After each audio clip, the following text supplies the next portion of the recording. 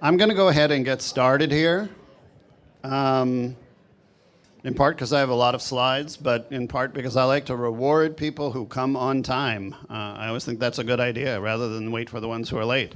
I do want to be clear about the presentation, because what you're going to see is I'm going to bounce back and forth. And what I mean by that is, okay, this is a presentation about trauma, but I felt like in order to really talk about trauma, rather than talking about every single group that is traumatized, I decided that what I would do is I would select one group and I would follow that group through and bounce back and forth between that and child trauma, trauma in the brain, PTSD, substance use, and all of the different pathways that you can get. So, in other words, I'm going to use an illustrative case as one theme, and the illustrative case is that of veterans, okay? So if you see some slides up here in the front about veterans, please understand that's an illustrated case. We're going to get to all of the trauma pathways and how do you do the diversion from those trauma pathways really in the middle and towards the end, okay? So I'm just using an illustrative case to start with. I do want to be clear. I work for the federal government, but not today. I work for the VA. And so these are my views. They are not the views of the United States government or the Department of Defense or anybody else. These are my own personal views. So if you're filming me, please film that part. I don't have any conflicts of interest to disclose. No drug companies are paying me or anything like that. So I want to just start, and I'm going to really breeze through this piece about veterans in the justice system. How many of you all work with veterans? Some amount of you do, a quarter of you do. Okay, great. Actually, you know what? Let me pause for a moment. I should introduce myself, right? I was just launching right in. So I've spent the last 30 years, 35 years now, working with people who have been traumatized. The bulk of my career was spent working with teenagers in the justice system, and I've done a whole lot of different things. I've run inpatient adolescent units. I was once upon a time the Deputy Clinical Director of Protective Services for the state of New Mexico, where I oversaw child and adult abuse over half the state. I've run community-based outpatient clinics. I've run inpatient psychiatric hospitals, and for the last 8 years, I've been working with veterans. So I have a kind of broad spectrum of things that I've done in my life, but always the through line has been trauma. It's always about working with people in trauma, and many and most times working with people who are involved in the criminal justice system. Having said that, I just want to say a few words about veterans in the justice system. Why did I pick veterans? Well, obviously I work with veterans, so that's easy, but part of it is really that veterans are overrepresented in the criminal justice system. Veterans make up currently, and I'm talking about all veterans from all wars, less than 5% of our population. And yet they comprise, depending on where you are, they comprise somewhere between 11 and 20% of those who are incarcerated. So they're vastly overrepresented. And the interesting question becomes why? And it really has a lot to do with trauma. And so that's what I just want to show you this. I'm going to whip through some of these slides very, very quickly. They should be available to you all. So I just want to point out that after every war that we have had, and by the way, I'm not going to read my slides to you. I go to lots of presentations, and I hate people who read their slides. I always figure, give me your slides, I'll go to somebody else. So I'm not going to read my slides to you. But I will summarize and bounce off of them all the time. So what happened, interestingly, is that after every single war that we have had, there has been a rise in the criminal justice system of veterans. Why is that? That is really kind of fascinating. So every time that we have a war in this country, within 5 to 10 years, the incarcerated population of veterans spikes. And that's really interesting. And so we see a lot of post-war crime that comes. And, that, we are talking about criminal justice reinvestment here. Well, after every war. Well, guess what? We are coming out of the longest war ever. I mean, we can call it a conflict since it was never officially declared, but we are coming out of, and we still have 10,000 people in Afghanistan, and as you know, sometimes we still put people into Iraq and increase that. We are not out of these conflicts by any means. But you can see that you end up with a lot more people who get convicted coming out of a war. And this is just more data on all of those kinds of things. This is the more recent data, okay? So these are the folks, the younger folks that you're seeing. We're really talking about the 30 to 50-year-olds, pretty much, who have been involved in what is called OEF, which is Operation Enduring Freedom. That was Afghanistan, and OIF is Operation Iraqi Freedom, obviously Iraq. And this is what is happening to the people that was happening. And you can see, look, you get violent crime that increases just from, right, again, being after these conflicts. Veterans are also arrested at much, much, much higher rates, okay, than any other group. And the primary reason is substance abuse, okay? So when we talk about what the pathways are, substance abuse is going to be one of those elements. It's going to be one of the critical elements in why we see people engaged in criminal acts. And the other major reason is PTSD. And that's what we're really here to talk about, is about trauma and how do we look at trauma. But I'm going to actually walk us backwards before I do it. This is just more data about the same kinds of stuff, so I'm just going to pass through it. I will say that it's very interesting that we just had a major surprise. So I just was talking about the fact that after every war, we would see a massive rise in the incarcerated population and in the arrested population of veterans. And interestingly, we now have our first real good data, and this comes out 2 years ago. And actually, surprisingly, the OEF, OIF veterans have not been arrested at the same rates that other groups were. And they've not been incarcerated that other post-war veterans were. So it's an interesting question about why is it? And this is just the actual visual data where you can see. And it really has to do, okay, so if you're looking over here, this is general adults.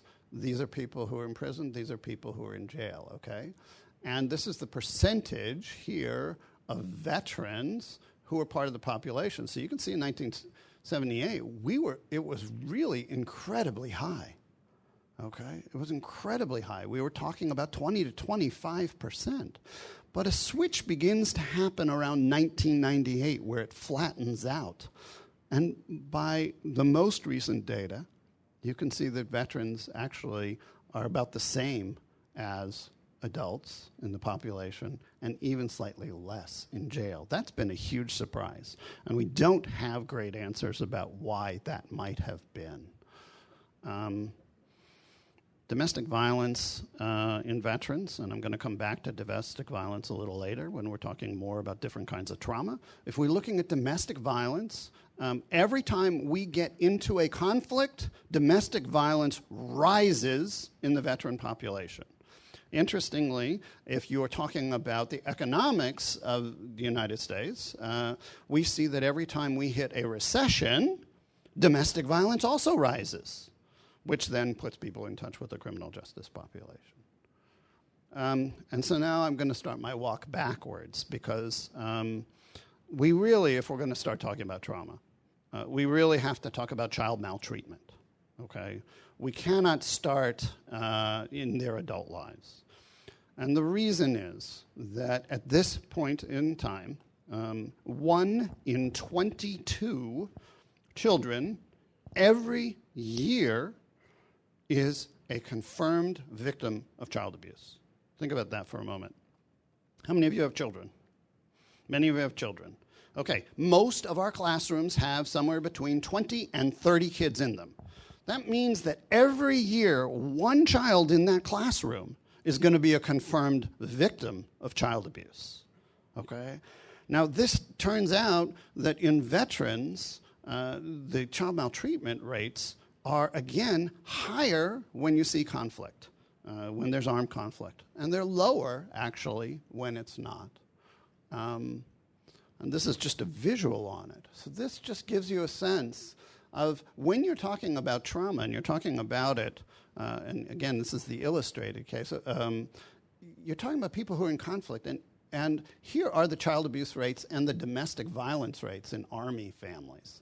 And what you'll notice is this is the point here, the first spike that you see in both of them, that's when we went into the Afghanistan and Iraq conflicts.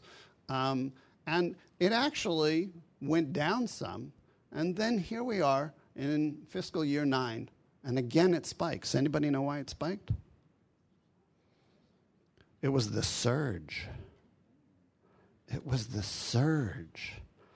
So we sent 100,000 more people overseas. And as soon as we sent all those people there, boom, it goes right back up again. Suffice to say that there's an immense amount of violence that is also associated with this kind of trauma. And so that you're finding that when there's a friend of mine, Eric L. Bogan, did this study out of Duke, and he did a remarkable study, and he found that 10% of them had histories of violence prior to deployment. But now, if you're looking about physical aggression, it triples. It triples. Okay? And if you're looking at the factors here, and we're going to walk in through these factors, the mental health, depression, the alcohol abuse, the PTSD, and there again, economic factors, debt. Okay? So you're starting to see some of what these factors are in these pathways that I'm going to be talking about. So again, just trying to illustrate it. Child maltreatment. What are the child maltreatment rates? So this is terrifying. Okay, if this does not terrify you, I don't know what to say. We're really talking about half of all people in our armed services have a history of child maltreatment. Do you have any idea why that might be? I'm sorry?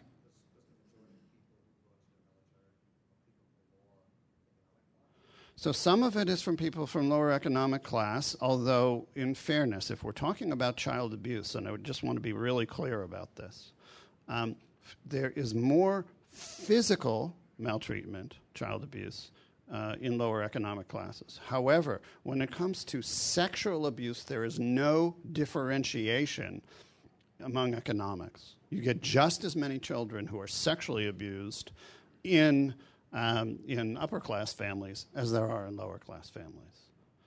So some of them come from lower-class families where there may be more physical abuse. What else do you think? Yes?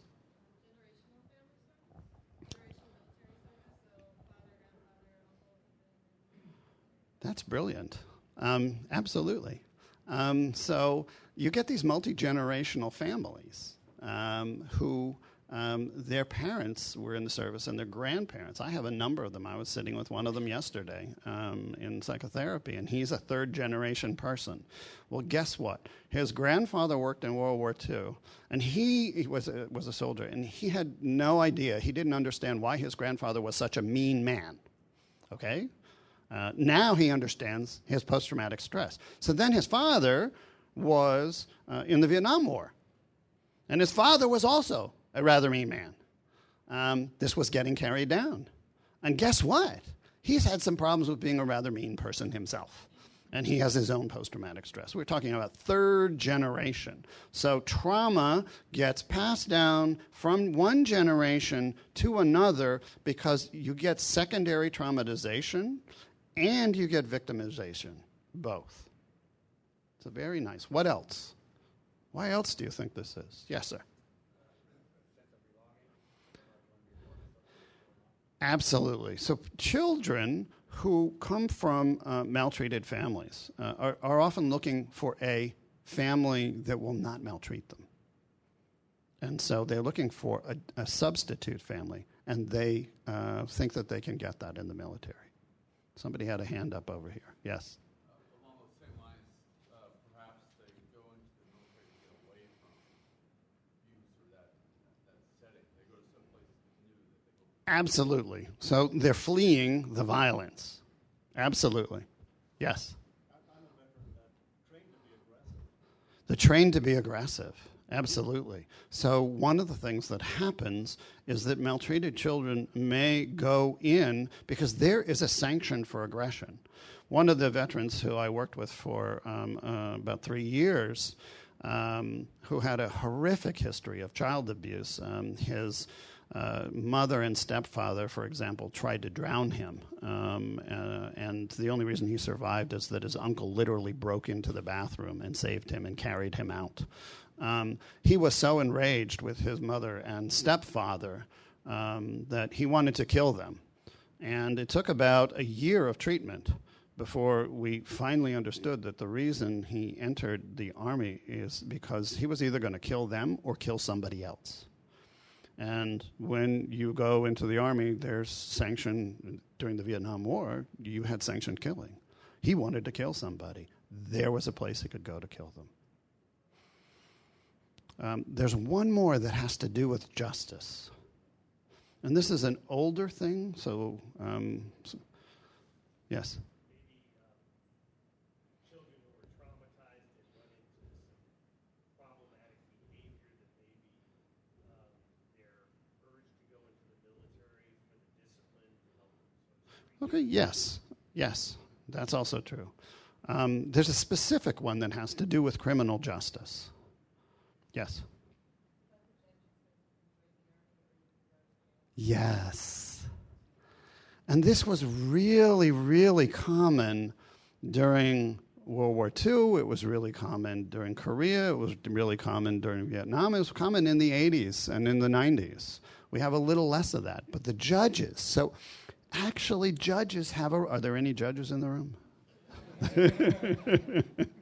Judges actually have a role in this, historically speaking, by giving people a choice. And most people chose to go into the Army. But what does that say about who enters the Army?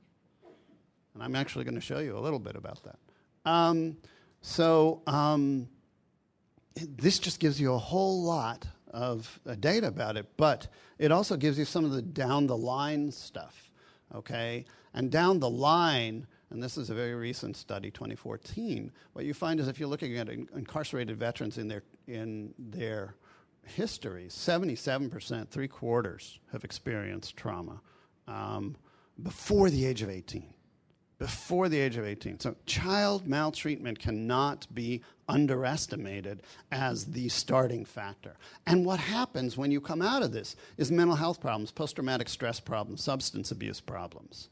And again, we're seeing those themes run through, but it all starts with childhood trauma. So now I'm going to talk about what does trauma do to people's brains, okay? So let me start with this. When trauma hits a brain, so we're moving away from veterans here. We're just talking about all trauma. When trauma hits a brain, what happens is the brain is flooded by stress hormones. That's basically what it is, okay? And interestingly enough, when the brain is flooded by stress hormones, there's a difference between males and females and how they respond, okay? So women experience trauma less than men, historically. Actually, about 50% of women experience a traumatic event sometime in the point of their life, and about 60% of men do. However, women develop post-traumatic stress disorder at twice the rate that men do, 10% as opposed to 5%. Now, that's really interesting. Why would women respond differently to the stress hormones that are flooding their brains? And there are probably at least 3 answers to this. So answer number 1 is that women are far more likely to be victims of sexual abuse. And whether we're talking about child sexual abuse or whether we are talking about rape, whether we are talking about date rape, whether we are talking about military sexual trauma, whatever we're talking about, it doesn't matter. Sexual abuse happens much more with women than men. However, it is a vastly underreported, at least criminally speaking. And we know, and again, we're going back to childhood, that somewhere between 20 and 25% of women experience sexual abuse prior to the age of 18. 1 out of every 4. That's terrifying. However, it's also underreported among men. Turns out that it's about 16% of males. 1 out of every 6. So we've got a lot, again, it's back to child maltreatment. So with women, number 1, more sexual abuse. Number 2, rats. You're going to go, what? Why am I going to talk about rats? Anybody read rat studies? Some of you read rat studies. Wow, this is really great. Come on up here. No, I'm just... Okay, so rat studies. Okay, I don't read a lot of rat studies. Let me be very clear. We do a lot of research on rats. Does anybody know why we research rats? We share a lot of similarities with rats. Sorry to tell you this. And the most similar thing we have with rats are rats' brains. Why would we select rats to do that? I think it's really pretty simple. We don't like rats. So we do things to their brains. See, I'm really quite serious about this. We don't go into monkey brains. We don't go into gorilla brains. We go into rat brains. That's who we go into their brains. So this is a study of rat brains. And what they did is they injected some of these corticosteroids into their brains, but we put a camera in their brains to see what would happen. And this is really fascinating. So if you put corticosteroids, we have to go back now to high school biology. Remember neurons? And neurons had, there was in the center, there was a cell nucleus, and they had these little arms, and at the end of these arms, there were all of these little fingers, and those fingers were called dendrites. Now, actually, in the human brain, there are about 10,000 dendrites per neuron. Okay, think about that. How many of you work with people who are substance abusers? Many of you do. So if you have a chronic alcoholic, they only have about 5,000 dendrites per neuron. So when we say that alcohol doesn't actually kill brains, it kills dendrites. It just prunes them away. And that's why people can't make connections who have 20 years of alcoholism behind them, and why their memory is not so good. Because literally the things that are parts of their memory, the neuron ends that connect, they're not there anymore. Okay, so rat brains. In the male rat brain, those dendrites, when they're corticosteroids, the dendrites actually shrink back. And in the female rat brain, the dendrites reach out. So they probably take in more corticosteroids. Third reason why females may get more post-traumatic stress in response to these stress steroids just came out in a paper about mice, so I guess we don't like mice either. And it just came out, and they found that mice with low estrogen levels were much more likely to develop what we would consider a post-traumatic stress response in terms of avoiding the things that were traumatic to them, like an electric shock on a grid, and they'd stay away from it. And mice with high estrogen levels did not. Isn't that interesting? I have to say, after reading the study, it made me really wonder, what does that have to do with menstrual cycles? Because we know estrogen cycles go up and down in menstrual cycles. And are women more susceptible at certain times of the month than others?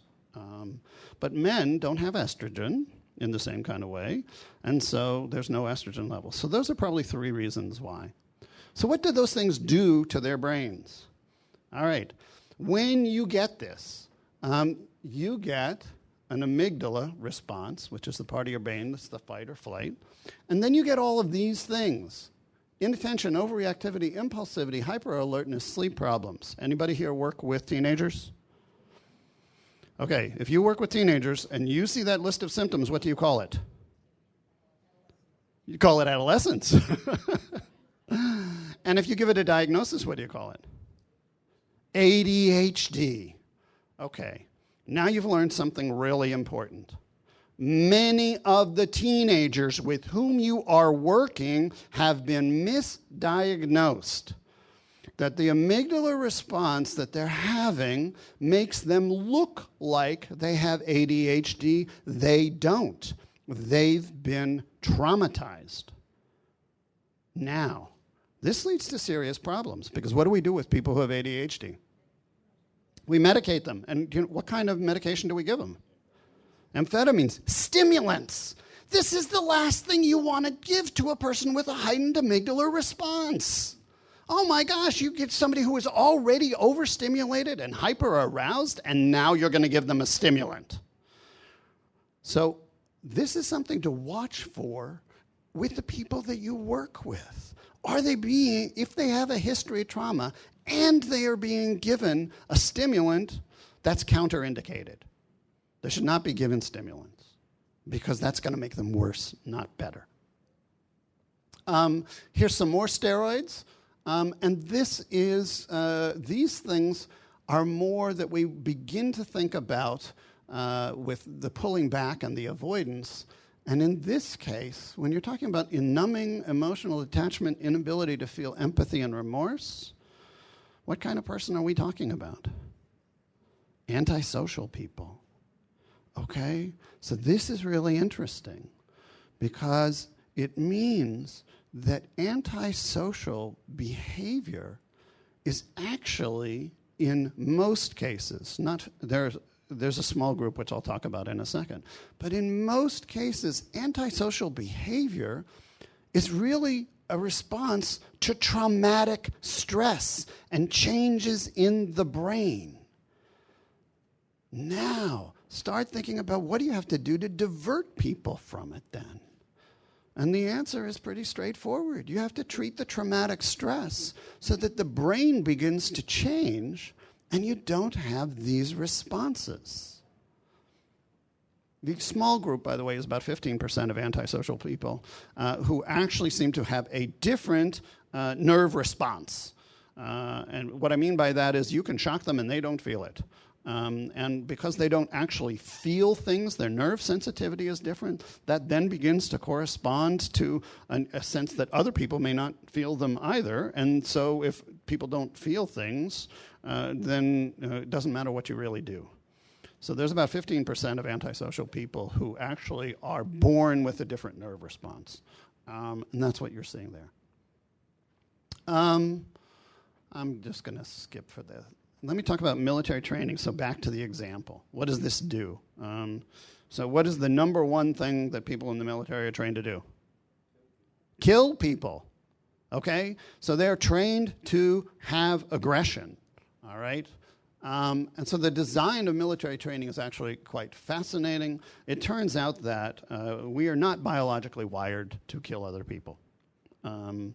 And that when they went back and they looked at, there's a fascinating study that was done by this guy, Marshall. And he found out that only 15% of people in World War II actually even fired their weapons. We don't actually want to kill people. And in response, they had to figure out a new way of doing things. And so what happened, and they did this, by the way, by looking at how many bullets there were on battlefields. I mean, it was a pretty straightforward way of doing it. And what they found is a couple of things. One is that people were more likely to fire if they were in a group of other people who were also firing. A second thing they found is that they were more likely to fire if somebody was yelling at them, saying fire.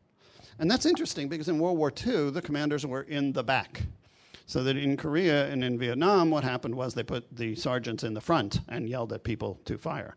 The other thing that they realized they needed to do was they needed to change what we call target practice. Target practice, once upon a time, was shooting at targets. It turns out that if you shoot at, okay, so you can think of the target sign, right? And you've got all these circles that are going on. Turns out if you shoot at a target, you get really good at shooting at a target. That does not make you shoot at a human being, which is very different. And so they actually changed what they do, and they then have them shoot at people in the form of silhouettes, okay? Silhouettes. And it turned out that once they did that, every different conflict, there was an increase in the number of people who actually fire their weapons, so that now we're up to about 87% of people in the recent conflicts actually fire their weapons, up from 15%, just by making those three changes, okay? So we are actually learning how to train people how to kill other people.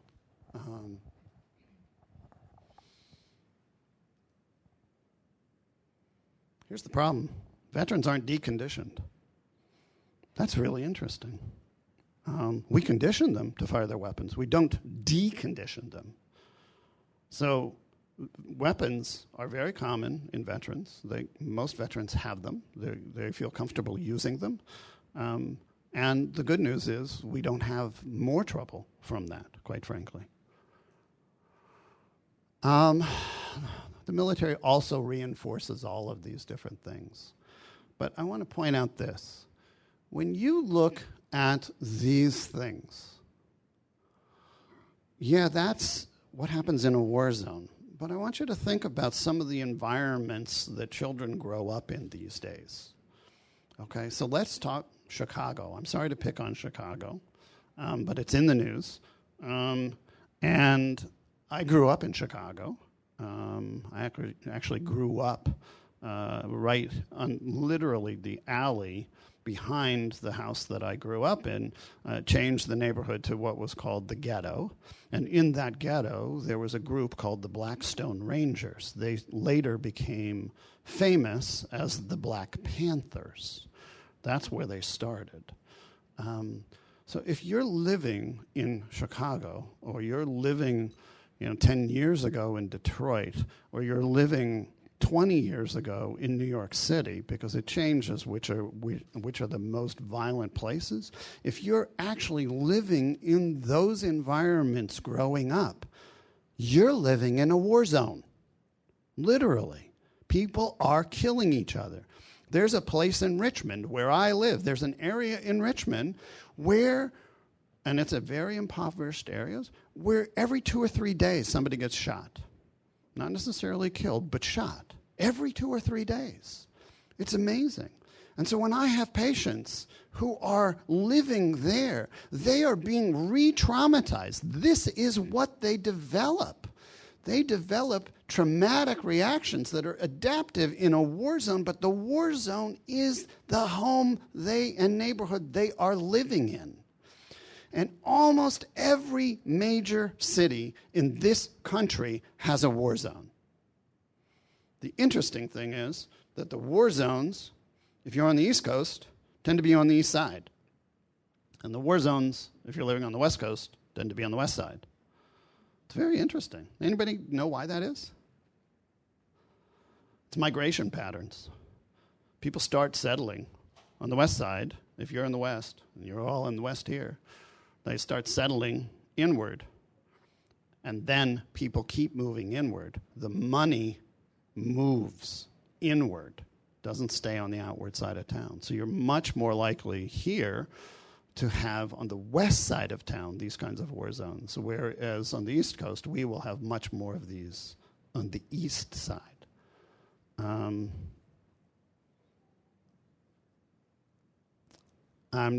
Skip that. So here's a wonderful example of how training and trauma can combine. This is a person who was in a veterans treatment court. Any of you all work in veterans treatment courts? Some of you do. Not enough. We've got to have more veterans treatment courts. Veterans treatment courts have actually the highest rates of success in this country. 87% of them do not return within a 2-year period. That's amazing. If you could do that in your criminal courts, that would be unbelievable. So these are incredibly successful courts. So this is in Nebraska. And so in Nebraska, there was this guy who, he was at a bar, he got angry at somebody, they took it outside, the other person tried to drive away, he put his gun and tried to fire at the other person who was driving, he missed the other person, he killed the person next to him in the car. So here this guy ends up and he's on a manslaughter conviction, up for manslaughter. And this is what his captain said. He basically said he learned how to use violence and he learned how to use weapons as a method of problem solving. Okay, so aggression becomes the way you solve the problem. And when that happens, he had a problem, why he reacted the way he did. This guy is now doing 22 to 36 years in prison. I'm going to skip this, except to say this. This is fascinating. So when you're exposed to trauma in a repeated kind of way, what happens to mental health? And what you can see is it depends literally on how many times you are exposed to the trauma. It's fascinating. So the more times you are exposed to trauma, and honestly, the more types of trauma that you're exposed to, both are factors in it, the more likely you are to develop a psychological problem. In fact, in terms of deployments, there's a 50% increase with each deployment. By the time you get to 7 deployments, you're guaranteed to have a mental health problem. Guaranteed. And by the way, 7 deployments is not unknown. In the recent population of military folks, my max was a guy who had 13 deployments. I mean, once you have that, people are frankly pretty broken. You can see that the same thing is true of medication. Interestingly, divorce and separation, which are one of the social consequences that comes of these things, doesn't follow quite the same pattern. It seems like that what happens is it raises, and people are willing to go through one deployment. Their spouses are willing to go through one deployment, but if they get worse, and they are getting worse, according to this, after 2 deployments, they want to split. The ones who stick seem to continue to stick. So, trauma. What does trauma do? It increases substance use. Why does trauma increase substance use? Anybody have an idea? Self-medication. So one answer is self-medication. That is the most common answer. Anybody have other ideas? Impulsivity, recreation, so boredom is a reason. It turns out that there are actually 19 different reasons why.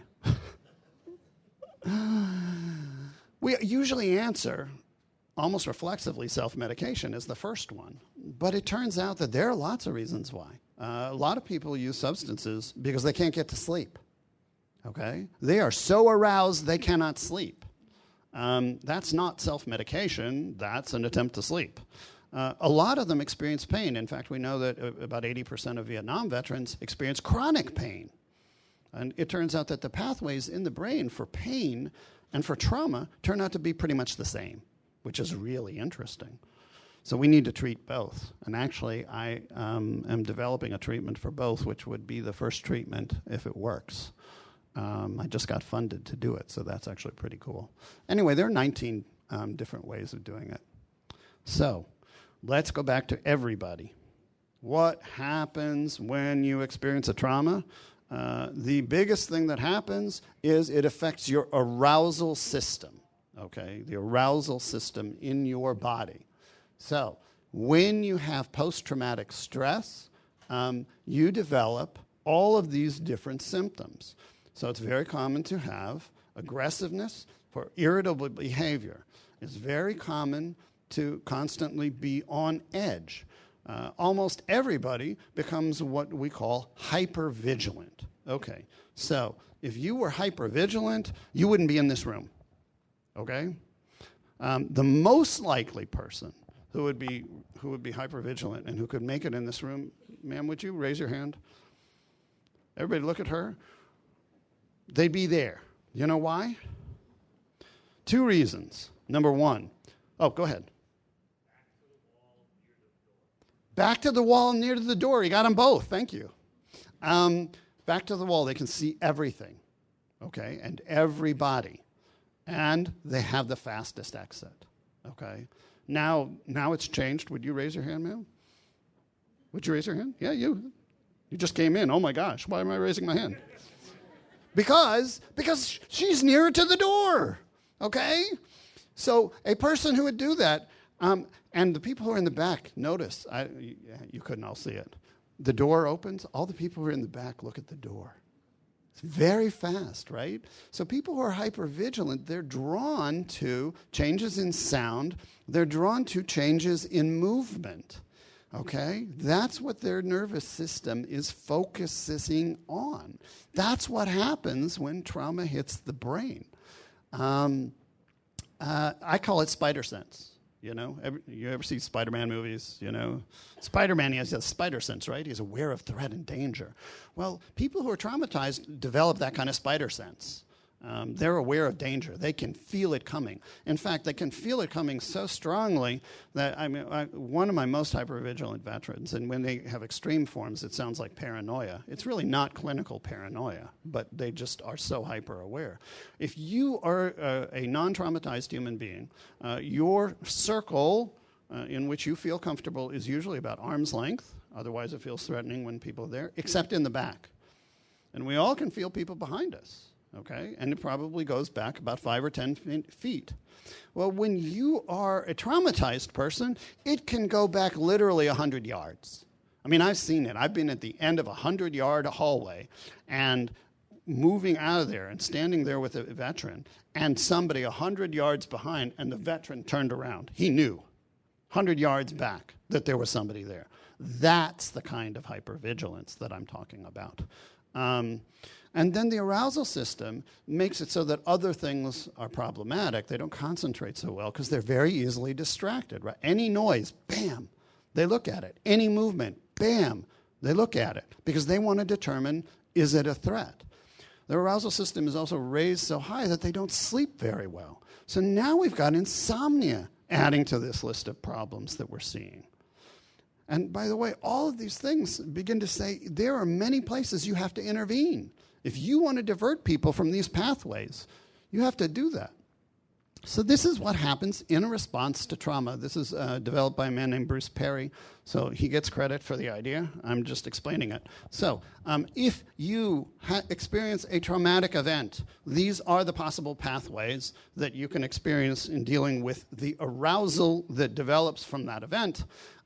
You can be someone who is resilient, and then what happens is your arousal will go up.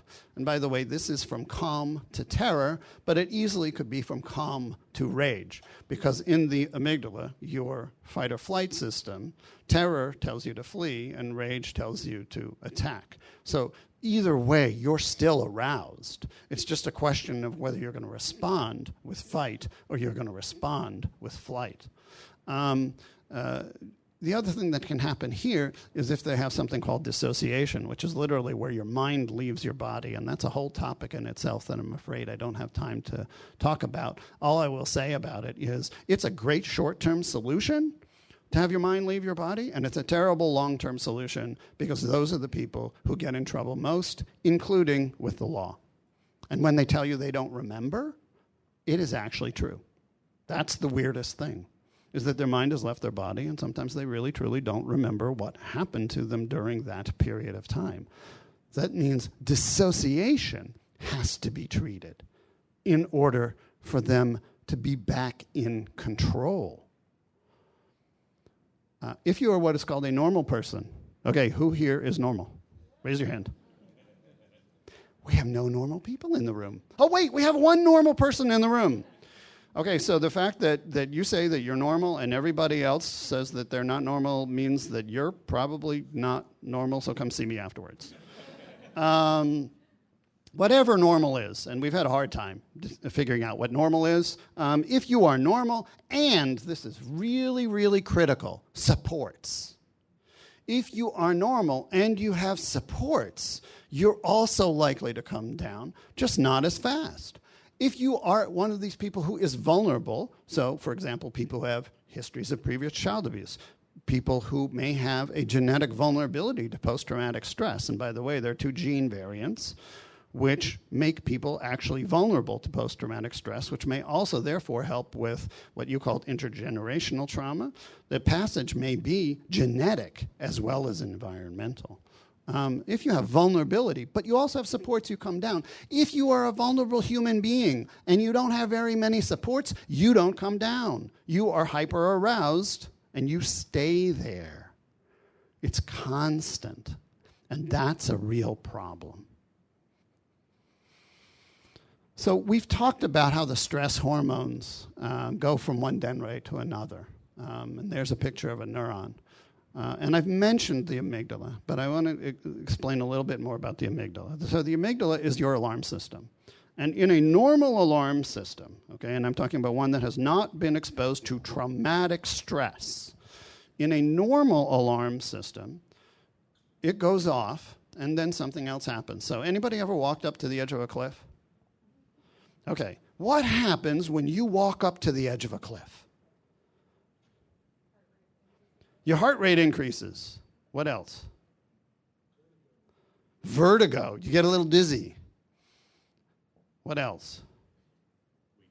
Weak in the legs. Okay? Now you're having a physiological response. Your amygdala has gone off. Okay? Now, what happens when you back away from the edge of a cliff? It goes away. The amygdala has performed its function.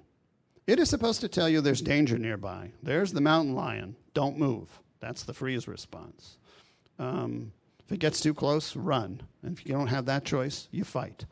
The amygdala is in charge when there's traumatic stress. Okay? And so that's when it's working. Here's the problem. That if that arousal system is stuck from what I just showed you, this amygdala, and you actually have 2 of them, they're right behind your ears in your brain. This amygdala here gets turned, it's not only turned on, but it gets stuck in the on position. Okay, so when you are dealing with people who have post-traumatic stress disorder, you're dealing with people who their amygdala is firing constantly. So it tells them there is threat at every moment. That's why they're standing in the back of the room, to look at all the possible threats. The second thing that happens is we have this area here called the hippocampus, and it's attached to the amygdala, and that is where we process and file emotional memories. Okay, so in the hippocampus, you can think of it as a postal service for your memories, especially your emotional ones. And most of us with our memories, we will file our memories. Probably you can remember what you ate last night. But if I asked you to remember what you ate 3 weeks ago, that might be a different kind of thing. However, if I said to you, okay, just for a moment, I want you to remember your first kiss.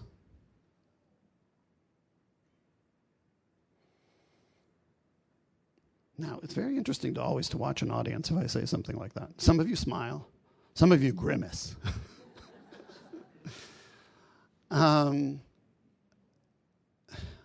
Now, you probably weren't thinking about your first kiss when you walked into the room, and you probably didn't think that I would be talking about your first kiss either. What happens is that memory got filed, but it's filed in a place that you could access it pretty easily because it is an emotional memory. It's either a pleasant one or an unpleasant one for most people, okay? But it's an emotional memory. However, when you have post-traumatic stress disorder, what ends up happening is that this hippocampus actually literally shrinks about 6% in response to corticostress steroids. So it stops doing its job. What happens then is memories aren't filed. So the memories become intrusive. We call these nightmares. We call them flashbacks. We call them experiences where you get triggered by seeing something that reminds you of the trauma in some kind of way. And that's what's happening here. The other thing that happens is this area here, right behind your forehead. We call it the prefrontal cortex. I don't know why it is prefrontal. How can you be in front of the front? I've never understood. But it's the prefrontal cortex. And that is the place where you have logic, where you have reasoning. It's where you assess risk and you make, hopefully, good judgments. This is the part, how many of you have teenage children? Yes, this is the part that's not working so well. Okay? And the reason it's not working so well is because at the age of 16, and we see this in our juvenile court population, at the age of 16, only 60% of that prefrontal cortex is developed. Seriously. So they really only have 3/5 of the part to make good judgments. That's why they're not making good judgments. Okay? That's what's going on in the teenage brain, and it's part of why they end up in court. They do risky and dangerous things that involve poor judgment. Well, that part of the brain effectively shuts down because the amygdala takes over. Okay? So good judgment goes away. And that's why people become aggressive. That's why they take risks. That's why they do dangerous things to themselves and to other people. Because the amygdala has taken over and this part has shut down. That's just more. Yep, that's youth brains. So it's like the alarm is always going off. Always. Yeah, I talked about that. So what happens, how does that get you back into court? Irritability, okay? And irritability is one of those symptoms of traumatic stress response. Irritability simply increases arrests. If you have low irritability, you're half as likely to be arrested than if you have high irritability. In the courtroom, some of you are in the courtroom, what do you see? And there are really two sets of responses that you see in the courtroom. One set has to do with all these amygdala things, okay? They're agitated, they're anxious, they're hypervigilant. And by the way, if you want to make things a little bit easier, and this is a whole nother presentation that I do on how to be a trauma-competent court, but one simple thing you can do is don't have the defendant sit with their back to an audience. Okay, think about it. That's just going to make their arousal system higher. You could actually allow them to sit on the side. It's not going to change things enormously in the courtroom. It's possible to decrease their arousal. Why am I telling you this? Because this is about safety in the courtroom. And we all know that safety in the courtroom has become a huge problem. And this is one of the things you can do to make it a little bit better. Here's the other side of it, okay? So this is the anxious side. Here, this is the aggressive side.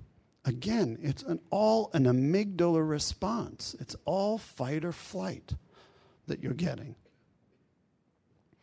And of course, when people have high levels of arousal, we're much more likely to see them use substances because what they're trying to do is manage the arousal level that they have.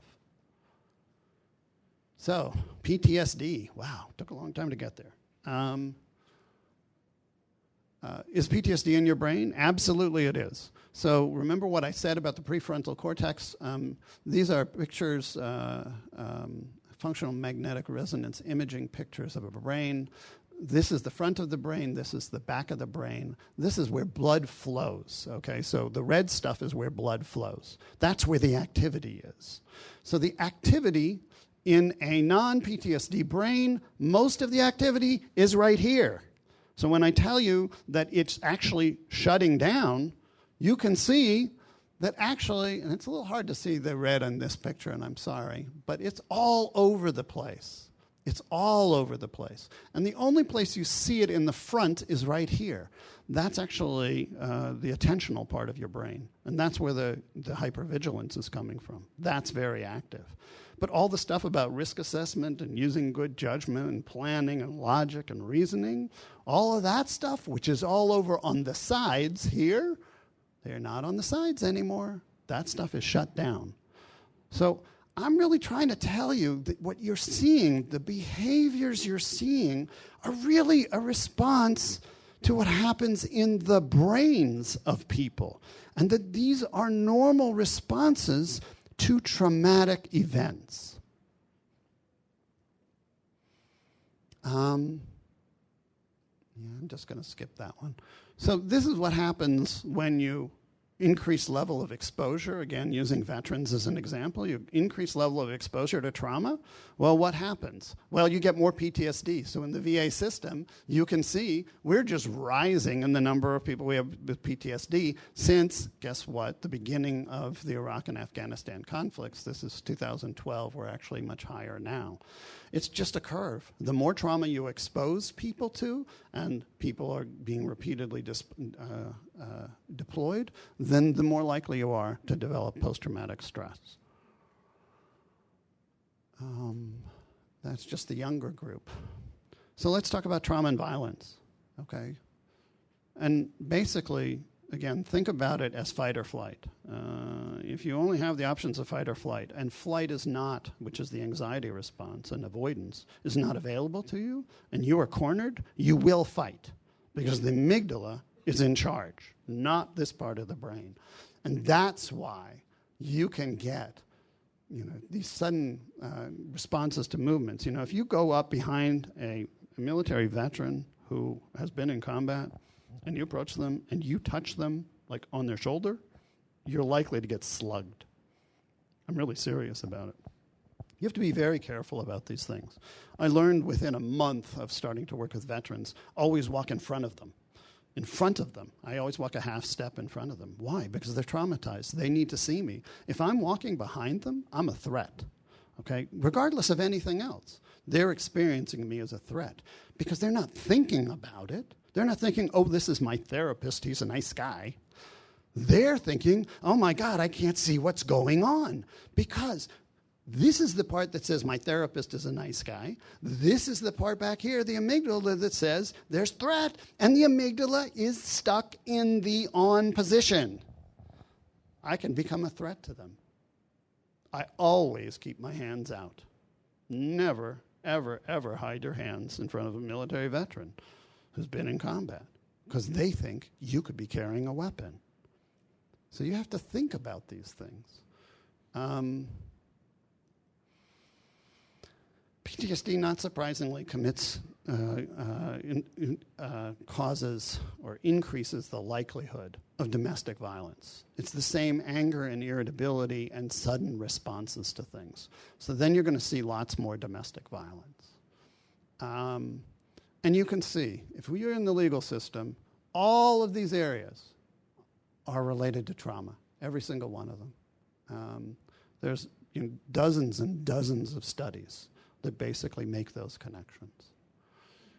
So, how likely is it in a justice-involved population, and all of you are working with justice-involved populations, SAMHSA said, and this was only 4 years ago, that the likelihood that you're dealing with trauma is almost universal, okay? What that means is you should assume that the people you are seeing have been traumatized, because that is almost all of them. The most recent figure I saw on it was 93%. 93% of people who are involved in the criminal justice system. So is it almost universal? Yeah, it's almost universal. Assume trauma. If you assume trauma, it tells you something about what you need to do. And I'm going to get to treatment in a moment. There's the 93%. 93% of incarcerated veterans, trauma. 93%. So, how do you get from PTSD to incarceration? And this is from the Institute of Medicine about 5 years ago. And they said there are basically 4 pathways. Anger, aggression, alcohol abuse, drug abuse. All of those lead to legal problems, which then lead to incarceration. Okay? That's what the Institute of Medicine said. I actually believe it is far more complicated than that. And you're going to actually have to watch this part. Okay, so I promised you the pathways. We finally have enough data and information to talk about what those pathways are. Okay? So first, we start at child abuse. Okay? Now, child abuse can lead to post-traumatic stress disorder. It can also lead to traumatic brain injuries if you're hitting the child around the head. And I don't have time to talk about traumatic brain injuries. It's a whole nother subject. But if you have traumatic brain injuries, that can also make you far more impulsive and far more aggressive. Those can be associated with traumatic brain injuries, especially if the brain injury is, guess where, to the prefrontal cortex. So, child abuse can also lead, as we talked about earlier, for some people to go into military service. I promise you that you'll be able to take a picture of all this at the end, those of you who are picture takers, but don't do it now, because this is complicated. Military service can lead to combat trauma, as I talked about, which also leads to post-traumatic stress disorder and traumatic brain injury. Military service can just lead to post-traumatic stress disorder because there are other ways you can get it. You can have military sexual trauma. You can have accidents. There are other ways. You can have a friend who kills himself in front of you. And I've worked with a number of people who've seen that. You can be in mortuary affairs and be dealing with all the dismembered and dead bodies of people. So combat is not the only way one gets a trauma if you're in military service, is the point. So post-traumatic stress disorder and TBI, that can lead you to legal problems, okay? And so that's one whole set. However, childhood abuse can also lead you to become a violent human being, particularly if the child abuse was physical. Military service can lead you to be a violent person. Combat trauma can lead you to become violent. And violence can develop into post-traumatic stress disorder. Why? You get into a fight with somebody, and you can get traumatized by what happens during the fight. Post-traumatic stress disorder can also itself lead to violence. So it's a bidirectional relationship there. Violence can get you in trouble with the courts, and you end up with legal problems. Childhood abuse can also lead you to substance abuse. That's the self-medication that was mentioned over here. A lot of children who are abused end up in their teenage life using substances. Military service can also lead to substance abuse. It's very common, especially among Marines, to drink. It's a very common thing to do. So military service can lead people to abuse substances. Combat trauma is very common for people after combat trauma. After you have a combat mission, what do you go? You go and unwind. And then you go drink. In Vietnam, it wasn't drinking, by the way. It was marijuana and opioids and other substances. But in most other conflicts, it's been drinking. So substance abuse, let me go back, can lead you to have post-traumatic stress disorder. Now, how's that? I haven't had a chance to talk about this one. But let's just take the college population and think about the proliferation of stories that you have heard about young women who get raped. And often it's after a party, and sometimes they have been drinking, for example, and then they get raped, okay? So substance abuse can lower people's guards. Another way that it can lead to post-traumatic stress disorder is pretty simple. If you wanted to get into a fight, where would you go? A bar, right? You go to a bar, because that's where you can guarantee yourself getting into a fight. I've worked with people who, it's like they want to get into a fight. So they go to the bar so they can get into the fight, supposedly to get out their aggression. Unfortunately, that doesn't really work. It turns out all they do is teach themselves to be more aggressive. So substance abuse can lead to post-traumatic stress disorder.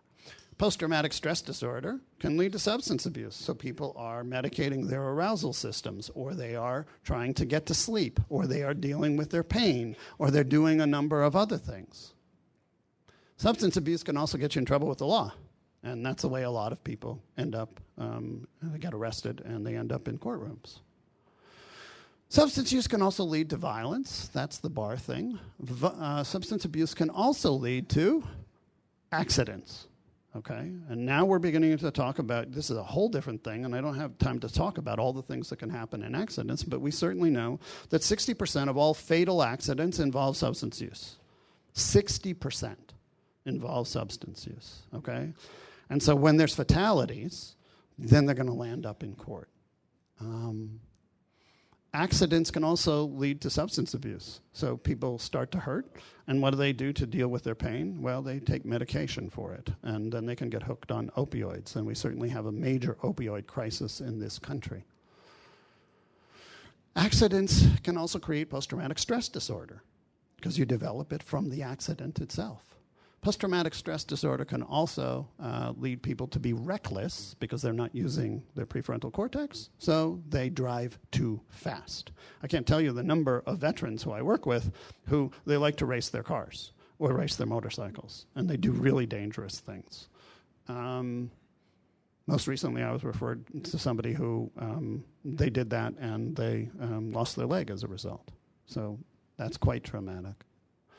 Violence can lead to accidents, and accidents themselves can lead to legal problems. So that's the way I see it. Okay? Now you can take a picture. That's how complicated it is. And believe me, I had other things that I wanted to put up here, because I wanted to put up things like insomnia. I wanted to put up pain. I wanted to put up some other factors that we've talked about. I literally cannot get it onto a slide.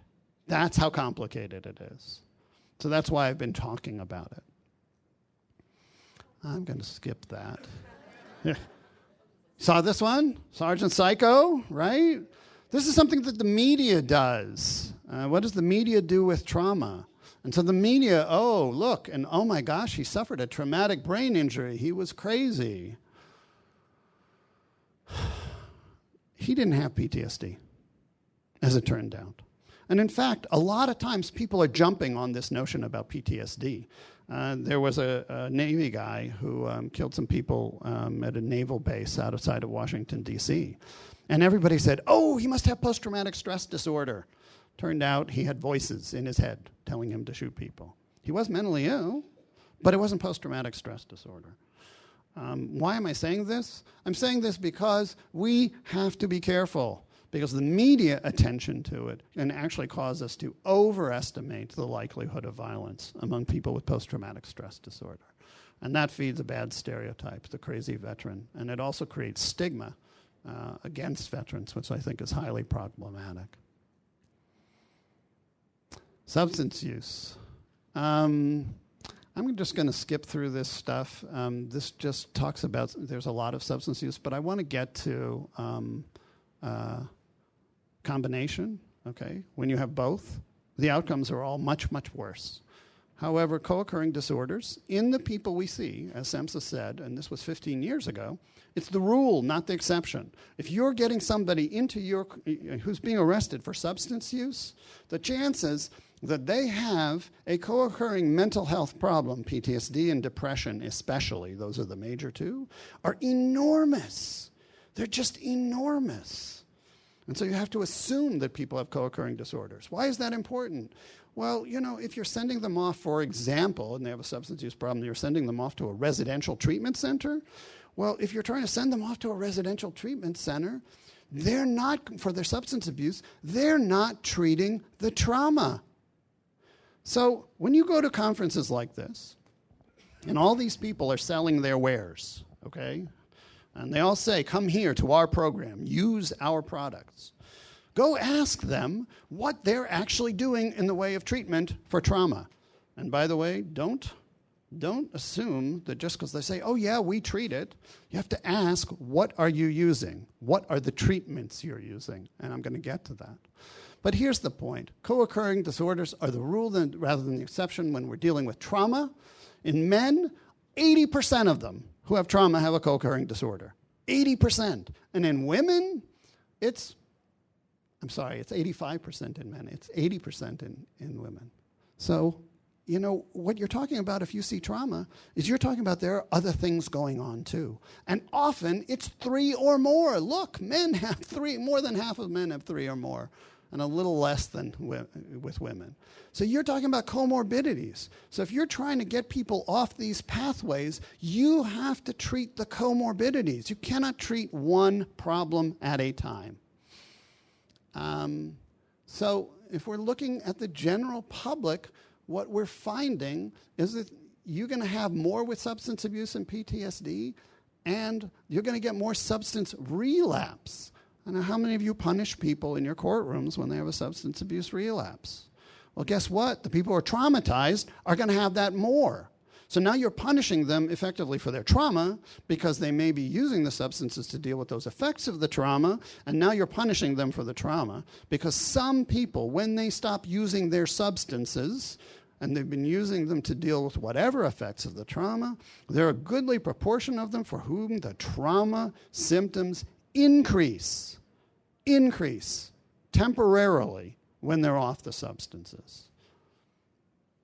So we have much poorer treatment outcomes for these people. I'm just going to skip that stuff. So, risk assessment. What do you do?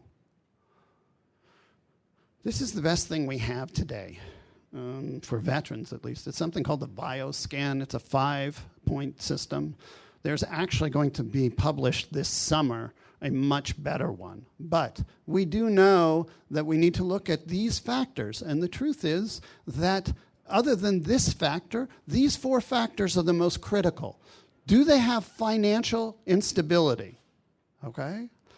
You have to pay attention because if they have financial instability, that's the financial stuff that leads them into the increased likelihood of getting into violence and arrest. Combat is only, obviously, for those who are in the military, but here, alcohol misuse, history of violence or arrests, and probable PTSD plus anger. So remember what I said, PTSD can go either way. There can be the anxious side and the fearful side where they're highly avoidant, or there can be the angry side. So if you have both, this is the way you get to violence. So it's a shortcut of how you get there. And we can see here that what's the likelihood, if you look at those 5 factors, each individual factor increases the likelihood of whether or not you're going to be violent. This is about 50% here, if you have all 5 factors. So if you're just looking at it, that's a quick way to do it, if you're trying to figure that out. Here is what's going to be coming out in a better form than what I have here because Eric has not been able to publish, had to get clearance to publish this. But it's important to understand that when you're talking about violence, risk factors are different for domestic violence than they are for general violence, okay? And so it's important to look at different things. Some of them overlap, younger age, but lower educational level is more likely to be in general violence, but it's not a domestic violence factor. Here, chaotic family life is a domestic violence factor, but witnessing violence is much more likely to be general interpersonal violence. So the point is that there are these factors which we have actually been able to tease out for each of them. And you can see, again, with domestic violence, there are certain things that have to do with marriages and children that have nothing to do with general interpersonal violence at all. And so you actually have to measure the 2 of these differently when you're trying to figure out your risk assessment. Which brings me to treatment. There is hope. What are the treatments that we can use to help people? Well, first of all, and not even thinking about treatment, and again, this is Eric L. Bogan's work. So if you're looking at well-being in certain domains, what you find is that these are protective factors. In other words, what's the likelihood that you were violent? If you had no protective factors, none of these 6 things, your chances of being violent were about 50%. 50%. So you have to think about when you are in court, what are their living circumstances? Do they have housing? What are their work circumstances? Do they have any kind of income? What are their mental health problems? What are their physical health problems? And what are their social networks? And you can see that if you have all 6 of these, the chances that you will become violent are 4%. But if you have none of them, they're 48%. So when you are looking at your population and what you can do, you have to actually pay attention to these 6 areas here. And if you pay attention to those 6 areas there, you can decrease the likelihood of violence and arrest as a result of violence by managing those 6 factors. Oh, that's really hard to read. I'm just going to skip it. So let's talk about anger, because anger relates to violence. So when we do this, we have certain skills that we will teach people. These are some of the skills we do. We teach them diaphragmatic breathing. We teach them progressive muscle relaxation. Unfortunately, I don't have time to teach you those things. And we do something called cognitive behavioral therapy for aggression and anger. And these are here. And by the way, there's a huge section of resources at the back of this. All of these things are referenced, okay, in the back section. These are the best manuals, and it's an anger management manual that SAMHSA puts out, and you can download it for free. So there you go. You've got a free resource, and anybody can do this. You do not have to be me. You do not have to be a licensed clinician. If you're a probation officer, you can do this. If you're an intake worker, you can do this. These are not things that you need a fancy degree to do. Evidence-based treatment. Okay, so if we're going to really tackle trauma, there are over 400 different treatments for trauma that are in the literature, which is a little scary. How do you sort through those? But fortunately, some people have sorted through them for us. And what they've done is they've looked at the massive studies for each of these, and it boils down to 3. There are only 3 evidence-based treatments for post-traumatic stress disorder that can be used. And I'm going to walk through each of them. Cognitive processing therapy. Cognitive processing therapy is a treatment in which, in essence, we teach people to think differently about their current situation, not the trauma itself, but the effects of the trauma. So, for example, we teach them to question around hypervigilance. Do they really have to get up 3 and 4 times a night to check their doors and windows to make sure that they are safe when they've already locked them once? Okay? And we have them go through a series of exercises, because these are what we would call stuck points in cognitive processing therapy. We have them go through a series of exercises that help them examine their thinking about things. And so when we do this and we use cognitive processing therapy, which can be done in individuals or its groups, we find that there's a huge amount of data. And by the way, these are not individual studies. These are all summary studies that I've cited there. So they've looked at all the data for cognitive processing therapy that exists. We can do that. By the way, CPT has only been around since 2002. And in fact, most of our trauma treatments have not been around that long. Then there's one called prolonged exposure. Prolonged exposure is behavioral as opposed to cognitive. In other words, we're really focusing on the fear response in the behavior and the avoidance that it creates, because it turns out that avoidance is one of the things that keeps post-traumatic stress disorder in place. And so it's a 10-part treatment.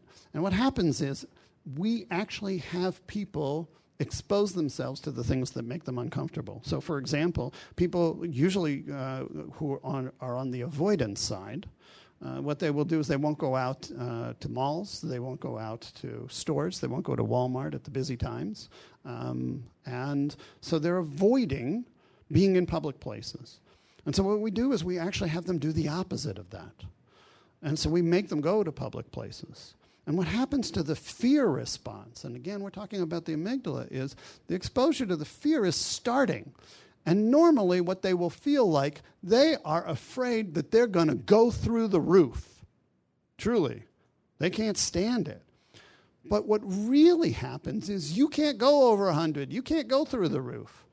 And so what they will do, before treatment, is they'll try to escape. But in treatment, we will have them stay. And what happens with all fear responses in the body is fear cannot stay at a high rate in the body for long periods of time. The body has to settle. So we have them do exposures that are prolonged, they take time, and we have them do it over and over and over again. So it should be really prolonged and repeated exposures until they calm. And then In the second part of this treatment, we do the same thing with their traumatic memory. So we have them write down their traumatic memory, we have them tape their traumatic memory, we have them listen to the traumatic memory over and over and over again, and what happens is the same thing. They calm down over time, and that's prolonged exposure. It's especially effective with those who are on the fear side of the PTSD spectrum.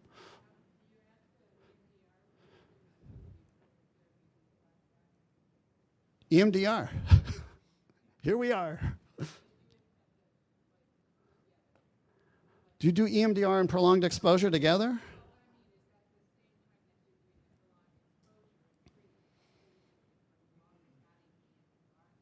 Not typically. We do not typically mix these treatments. If somebody, for example, who did prolonged exposure and it was not successful, we might do EMDR with them afterwards, but we wouldn't do that at the same time. Would I do EMDR before? Okay, so I am an EMDR certified, and this is bias, okay, but I prefer EMDR, and I'll tell you why. Because we are dealing with 4 different lines when we deal with trauma. So I mentioned the cognitive line that we talk about in cognitive processing therapy, and these are beliefs about themselves and the world. I mentioned the behavioral line, the fear.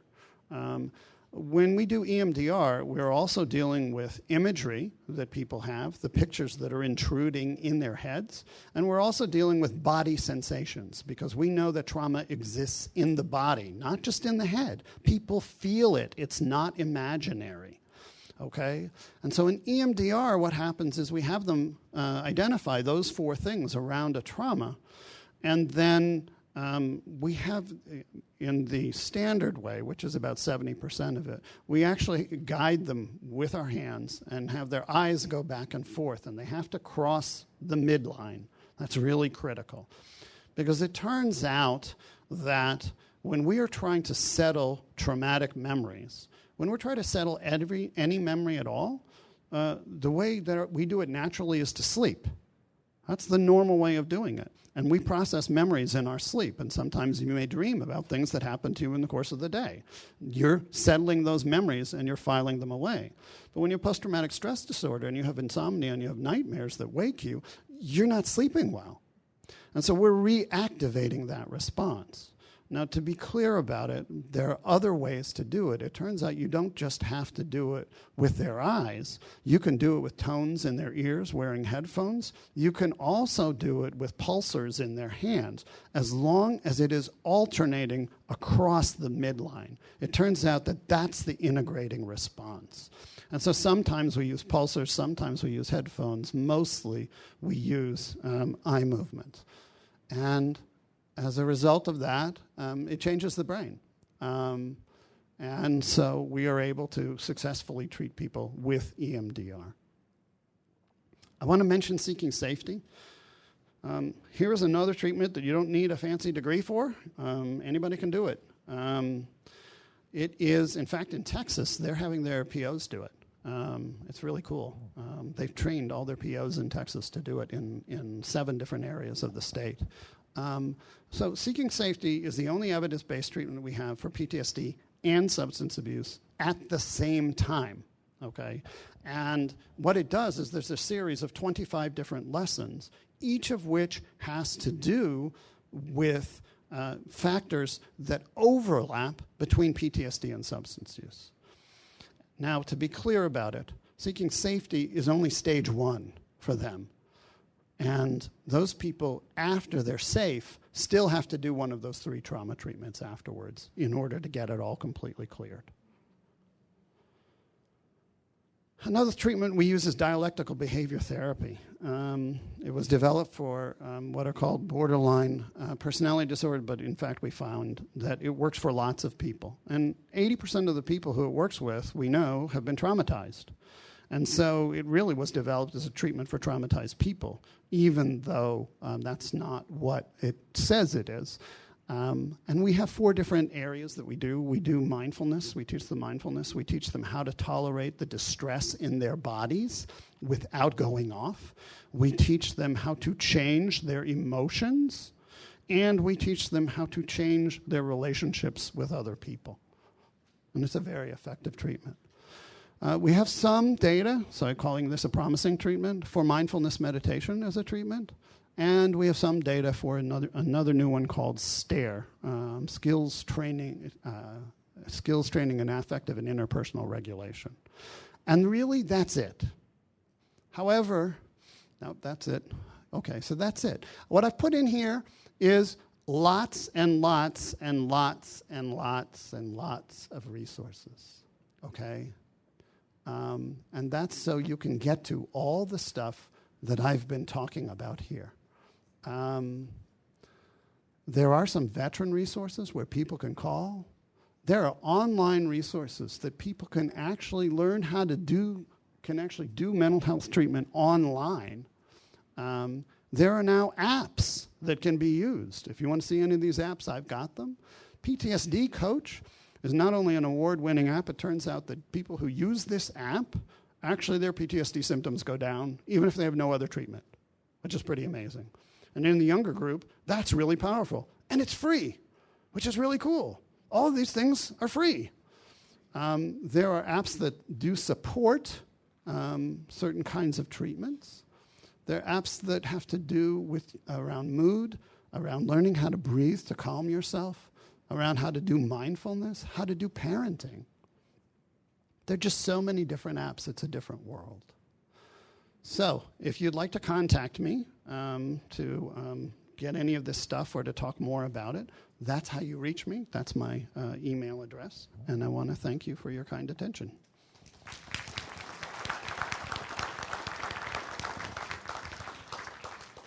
For those who want to stay and talk, I'm happy to stay and talk. I know it's also moving towards lunchtime, and so those who want to go to lunch, please feel free to do that.